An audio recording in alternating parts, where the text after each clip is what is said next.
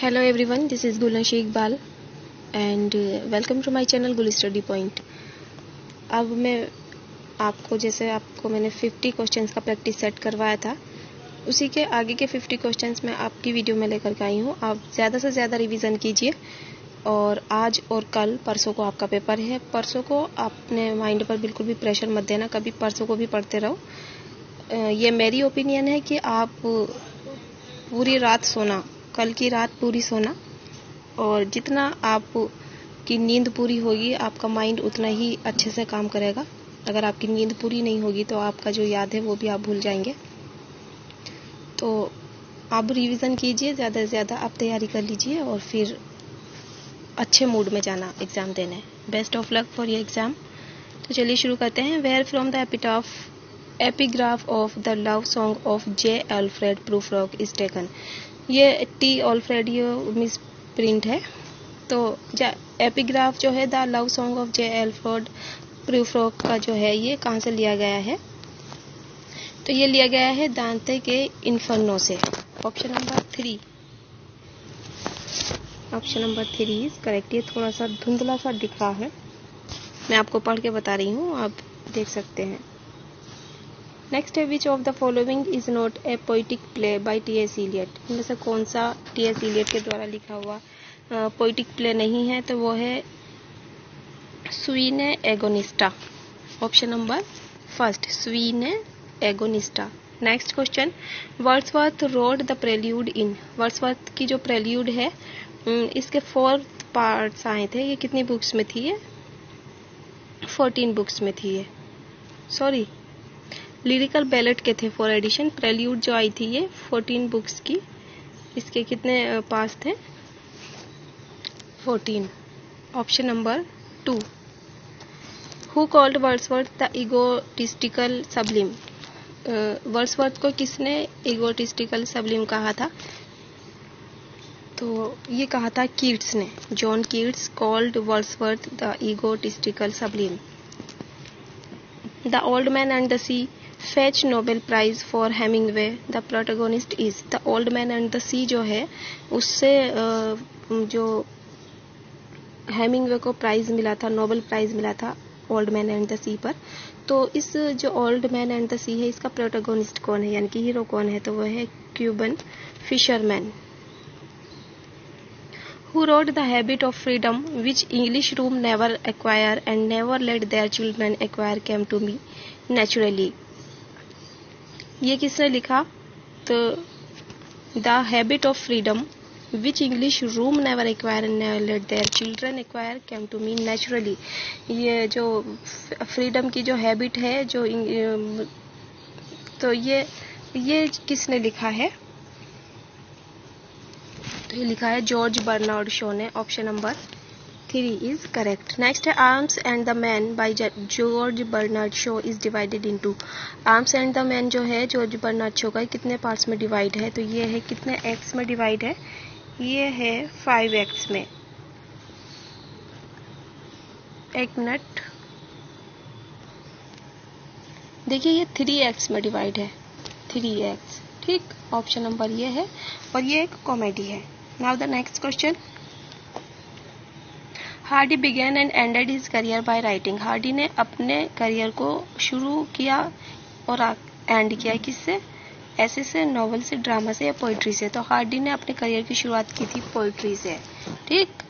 Next question, about which novel of his own Hardy नमरकेडा war between flesh and spirit.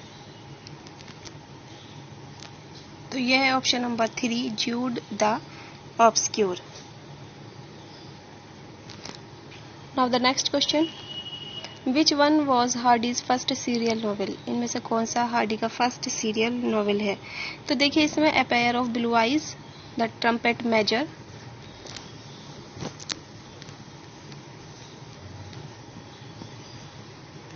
The woodlander, far from the madding crowd. ये सारे options दिए हुए हैं।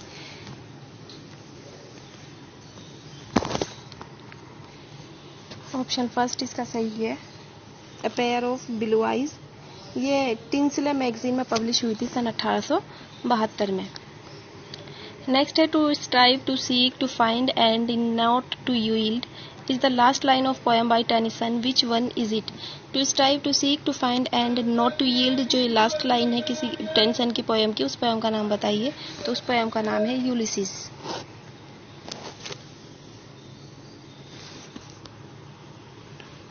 Next है which poem of Tennyson was his favourite. Tennyson की कौन सी poem उन्हें सबसे ज्यादा प्रिय थी? तो मॉड कहा जाता है कि मॉड पोएम उनको सबसे ज्यादा प्रिय थी।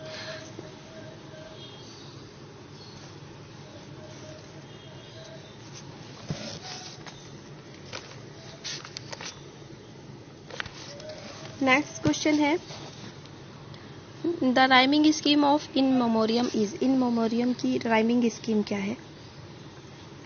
तो इन मेमोरियम की राइमिंग स्कीम है ABBA। ये आयम्बिक टेट्रामीटर में लिखी गई थी, क्वेट्रेन स्टेंजा में। नेक्स्ट है क्या है इसका सही आंसर? ABBA। नेक्स्ट है Arnold took the theme of the scholar gipsy from Joseph Glanvill's book entitled. Arnold ने स्कॉलर जिप्सी का जो थीम था वो लिया था जोसेफ ग्लेनविल्स की बुक से। उस बुक का नाम बताइए जिस बुक से लिया था। जोसेफ ग्लेनविल्स की कौन सी बुक से लिया था? तो देखिए इसमें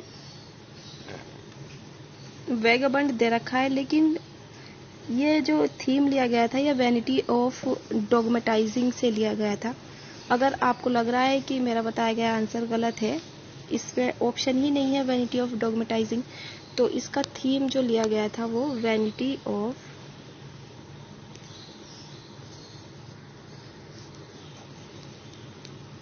डॉगमेटाइजिंग। अगर किसी को लग रहा है कि कोई और सा आंसर है या द वैगाबंड ही सही है तो प्लीज कमेंट कीजिए। Now the next question, who is referred as Europe's sagest head and physician of the iron age by Arnold. किसको यूरोप का sagest head and physician of the iron age कहा गया है Arnold के द्वारा? तो वो थे गोथे। गोथे कौन थे? ऑप्शन नंबर 3 इसका सही है, गोथे। गोथे कौन थे? एक जर्मन पोइट थे और फिलोसोफर थे। Now the next question, when was literature and dogma published. Literature और डोगमा कब पब्लिश हुई थी? तो लिटरेचर और डोगमा पब्लिश हुई थी 1873 में। देखिए इसकी रिटर्न डेट दे रखी है 1873, कहीं पर दे रखी है इसकी 1883, लेकिन इसका ऑप्शन यही है सही 1873। और ये लिटरेचर और डोगमा है किसकी? ये मैथ्यू अर्नोल्ड की है। नेक्स्ट है which one is Dickens not complete work. Dickens का कौन सा कंप्लीट वर्क नहीं है? Pickwick papers, Dombey and sons, bleak house या एडविन ड्रूड। एडविन ड्रूड है ये, इसमें डी भी होगा। मिसप्रिंट बहुत है भाई, बुक्स में भी कई बार ऐसा होता है कि जो आंसर है वो गलत होता है, तो प्लीज थोड़ा सा सर्च भी कर लिया करें, थोड़ा सा अपना कॉमन सेंस भी लगा लिया करें।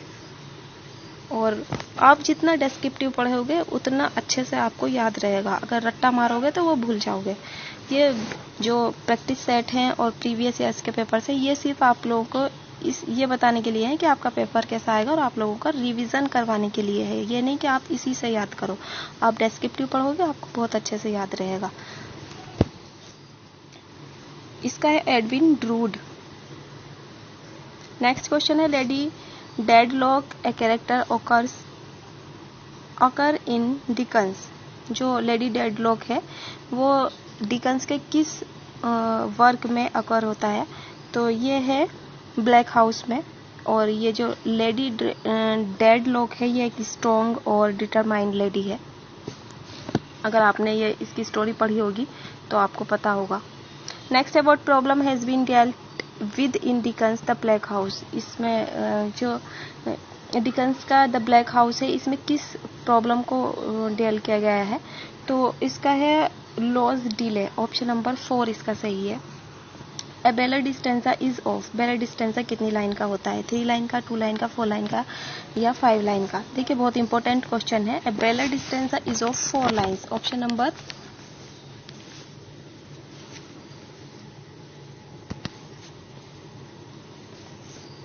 ऑप्शन नंबर है इसका 4। इसके अलावा भी मैं आपको कुछ बताना चाहती हूँ कि ये जो बैलेट स्टैंजा 4 लाइन का होता है, इसकी फर्स्ट और थर्ड लाइन जो होती है, ठीक, वो अनराइम्ड होती है।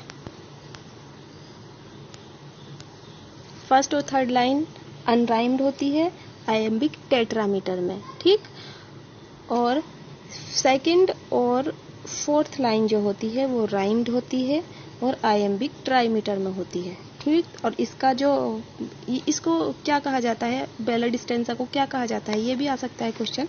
तो बैलेट स्टैंजा को क्या कहा जाता है, वर्स स्टैंजा कहा जाता है, ठीक, वर्स स्टैंजा। और इसकी राइम स्कीम क्या होती है, बैलेट स्टैंजा की राइम स्कीम होती है ABCB। कई सारे क्वेश्चन मैंने आपको बता दिए हैं। बैलेट स्टैंजा जो होता है 4 लाइंस का होता है। इसका राइम स्कीम क्या होती है, ABCB। पहली और तीसरी लाइन जो होती है वो अनराइम्ड होती है आयम्बिक टेट्रामीटर में। दूसरी और चौथी लाइन जो होती है वो राइम्ड होती है आयम्बिक ट्राईमीटर में, ठीक। और इसको वर्स स्टैंजा भी कहते हैं। Ballad stanza is called also a verse stanza. Okay, clear. Now the next question. Next question है, what does the term curtain raiser indicates in drama. जो कर्टेन राइजर है उसका ड्रामा में क्या मतलब होता है, तो उसका मतलब होता है short play before the main play. A short play before the, ये एक सीन का शॉर्ट प्ले होता है curtain raiser. A short play before the. Next question है, the word picaresque has been derived from. Picaresque जो word है वो कहाँ से लिया गया है, तो ये स्पेनिश वर्ड है picaro. Picaresque word is taken from Spanish word picaro. Option number 4। Next है, an ambassador is an gentleman who lies abroad from good, from है ये for good of his country. Pun for the is in the word. देखिए ये sentence है, इसमें पन कौन सा है, पन क्या होता है,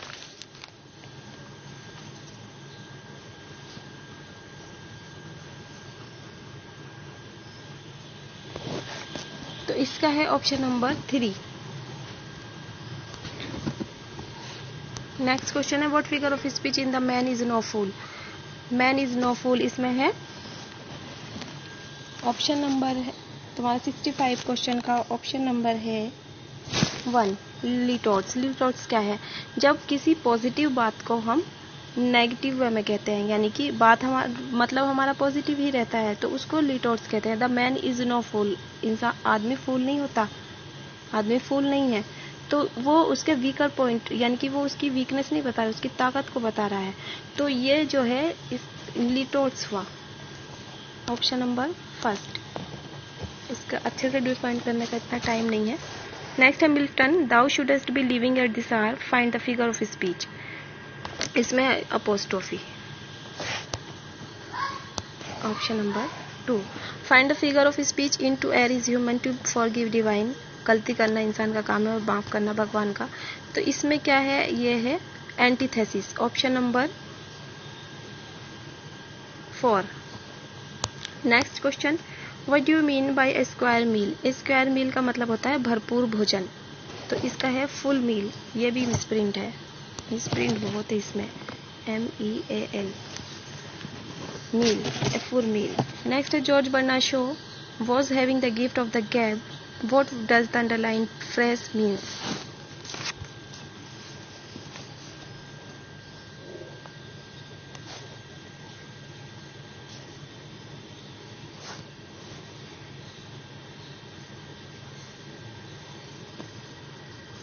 ये what do you mean by square mile का मतलब बता दिया मैंने आपको।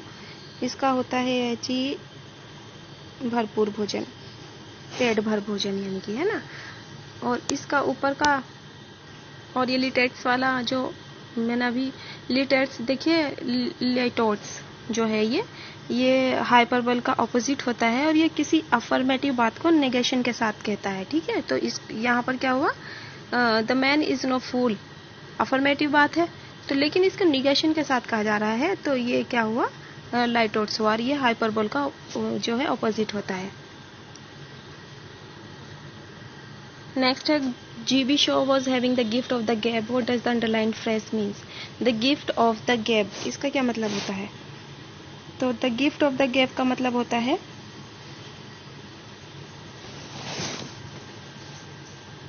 बोलने की योग्यता होना या टैलेंट फॉर स्पीकिंग, यानी कि बोलने का टैलेंट, बोलने की प्रतिभा जिसकी होगी उसको क्या होगा, was having the gift of the गैब। जॉर्ज बर्नार्ड शो में जो थी वो बोलने का टैलेंट था उनमें, तो इसका ऑप्शन नंबर फर्स्ट सही है।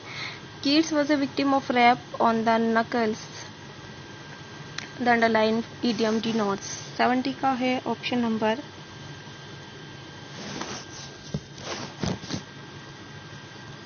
थ्री, इसका सही है, severe criticism.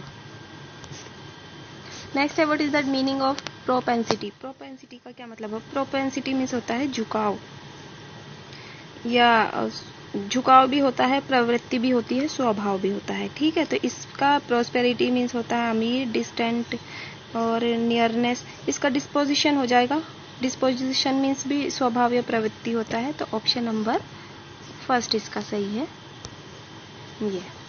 Now the next question, what is the meaning of galling. Galling का क्या मीनिंग होता है? तो गैलिंग मीन्स होता है दुखद या कष्टकार, इसका हो जाएगा option number 4, irritable. The antonym of advance is, advance means होता है आगे बढ़ना और रिट्रीट मीन्स होता है पीछे हटना, option number 4 is correct. Next question, the antonym of familiar. Familiar means होता है परिचित, इनफैमिलियर नहीं होता, अनफैमिलियर होता है, UN लगता है, तो ऑप्शन नंबर 3 इज करेक्ट। इनफैमिलियर मत करके आना, अगर आ गया है तो बाय चांस अनफैमिलियर करना। Now the next question, which word is correct spelled. कौन सा वर्ड करेक्ट स्पेल्ड है? डले, डले। डले मीन्स क्या होता है? तो इसका मतलब होता है विधिवत, ऑप्शन नंबर 2 इसका सही है spelling. Which sentence is correct? I am born in India, I was born in India, इसका सही है option 3, I was born in India, मेरा जन्म इंडिया में हुआ था या मैं इंडिया में जन्मा हूं, तो ऑप्शन नंबर 3 इन इंडिया आएगा। Okay, find the correct sentence. Correct sentence बताना है आपको। इसका है Ravi is older than his friend. देखिए, many a man wants to be rich overnight, many a man wants to be rich, wants a man, many a man wanted to reach, इसका है option first, many a man wants to be rich overnight। बहुत से लोग जो है रातों रात अमीर होना चाहते हैं। नेक्स्ट है which sentence is correct, Tom is elder than his friend. देखिए, जब खूनी रिश्ता होता है तब आता है एल्डर, और जब खूनी रिश्ता नहीं होता है तब आता है ओल्डर। तो यहाँ पर फ्रेंड जो है वो फ्रेंड के साथ ओल्डर आ गया, तो Tom is older than his friend, यहाँ ये होता तो ये भी गलत है। My older brother is respected by,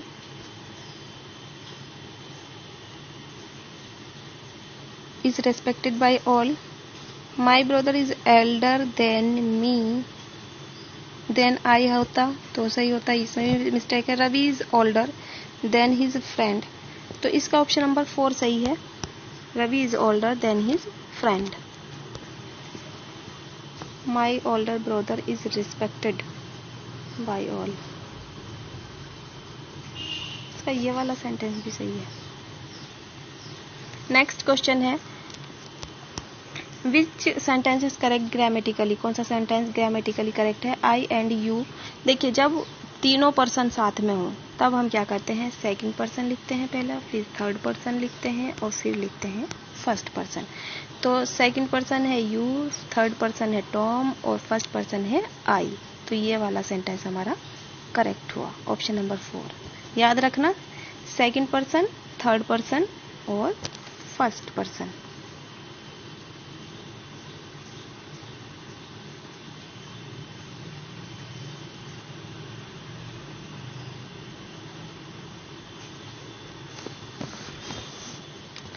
now the next question, which sentence is incorrect. कौन सा सेंटेंस इनकरेक्ट है? दे आर वुमेन टीचर्स, वो वुमेन टीचर्स हैं। दे आर लेडी डॉक्टर्स, ये भी है। You are all housemates, we are women doctors. यहाँ पर वीमेन डॉक्टर्स होगा वीमेन, ऑप्शन नंबर वीमेन। ठीक। Now the next question, which sentence is correct? We travelled by auto, option number first ही सही है इसका, हमने ऑटो से यात्रा की। Next, which one of the correct indirect narration of the sentence he said 2 and 3 is 5? 2 और 3 5 होते हैं, सही बात है भाई। 2 and 3 are 5, तो he said that 2 and 3 are 5। यहाँ पर भी शायद ये मिस्टेक है, आर होना चाहिए था, यहाँ है। तो ये थी हमारी आज की वीडियो जिसमें मैंने 42 से 82 तक क्वेश्चंस को शेयर किया है। आई होप वीडियो आपको पसंद आएगी। अगर वीडियो आपको पसंद आई हो तो वीडियो को लाइक करना बिल्कुल भी ना भूलें, कमेंट करना ना भूलें आपके कितने मार्क्स आए हैं, रिवीजन कैसा चल रहा है, पढ़ाई कैसी चल रही है आपकी। और मिलती हूँ अगले प्रैक्टिस सेट के साथ, तब तक के लिए बाय बाय, टेक।